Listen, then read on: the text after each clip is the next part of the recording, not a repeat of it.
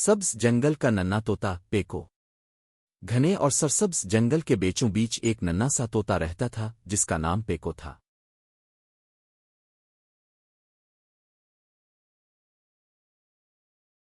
سبز جنگل کا ننھا طوطا پیکو۔ گھنے اور سرسبز جنگل کے بیچوں بیچ ایک ننھا سا طوطا رہتا تھا جس کا نام پیکو تھا۔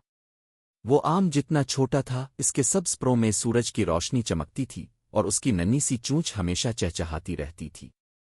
پیکو بہت تجسس بھرا طوطا تھا۔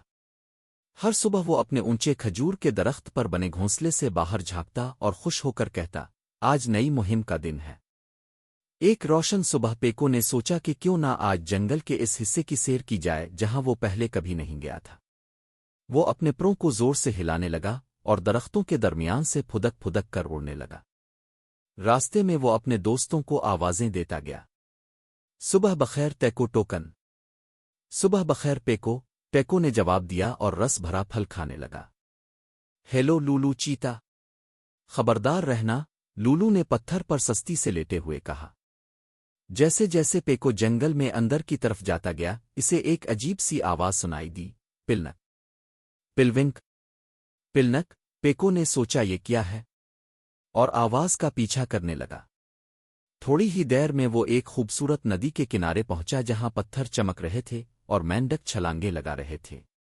واہ، پیکو چہچہا، یہ تو جنگل کا مینڈک بینڈ ہے۔ مینڈک ہنسے اور بولے، ہم جنگل کے میوزک فیسٹیول کے لیے مشق کر رہے ہیں، کیا تم بھی شامل ہونا چاہو گے؟ پیکو کی آنکھیں چمک اٹھیں۔ بالکل، میں گا سکتا ہوں۔ پھر کیا تھا؟ پیکو نے اپنی پسندیدہ دھن گائی اور مینڈکوں نے پتھروں پر ڈھول بجائے۔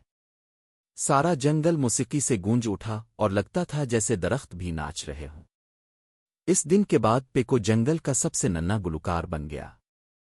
جنگل کے کونے کونے میں اس کی خوشیوں بھری آواز سنائی دیتی تھی اور سب جانور اس کے نغمے کا انتظار کرتے تھے۔ اور پیکو، وہ اب بھی ہر صبح کہتا، آج نئی مہم کا دن ہے، کیونکہ سبز جنگل میں ہر دن ایک نئی کہانی تھی جو گائی جانے کے لیے تیار کھڑی ہوتی تھی۔